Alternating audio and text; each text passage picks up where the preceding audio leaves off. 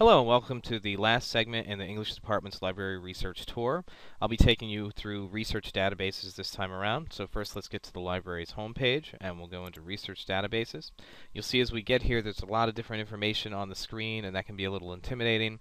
But really if you just click on each of these tabs you'll find out some basic information about each of them. This is showing you research databases focused on behavioral and social sciences, this one on education, arts and literature, medicine and health, etc. You can also search in OhioLink databases, and these are databases available across the state of Ohio at various state universities. Lastly, there's a listing for what periodicals are available in the library. That's what we have actually on hand here, so you can come in and sort by subject and see what we have available for you to look at for newspapers and magazines, that sort of thing.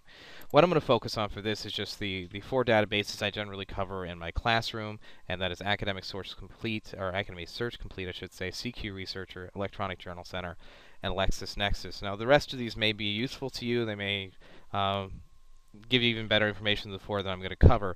But I found that those four generally are a good starting point for my students, so we'll take a look at those, and then the rest of the databases at least work similarly to what we have here. So we'll take a look at it and then dig through some of the others and see if you can kind of work your way through them once we have a basic understanding.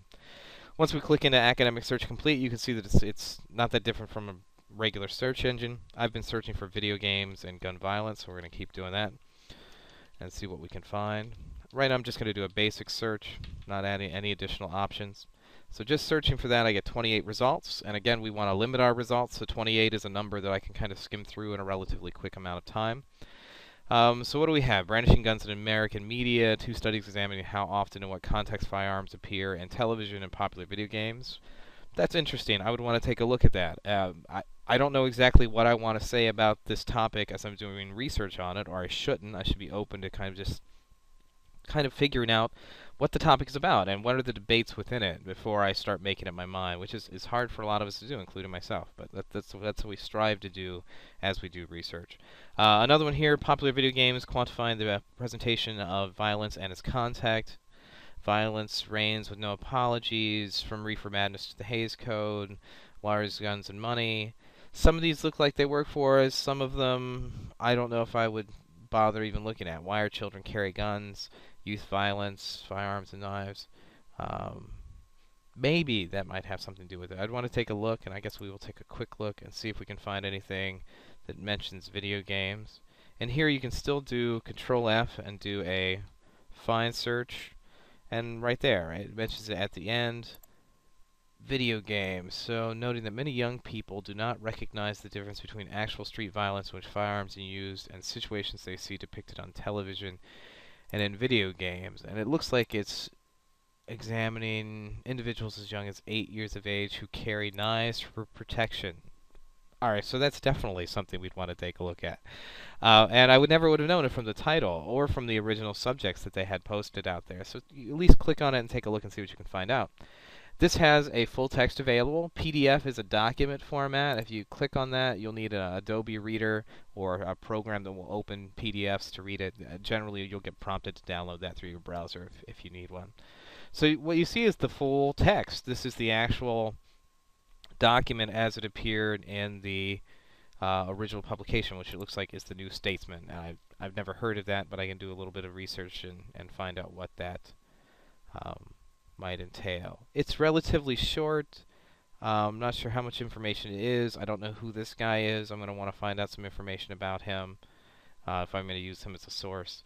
But at least it's a starting point, and it has an interesting premise. So for right now, I would just save it, or I would print it off.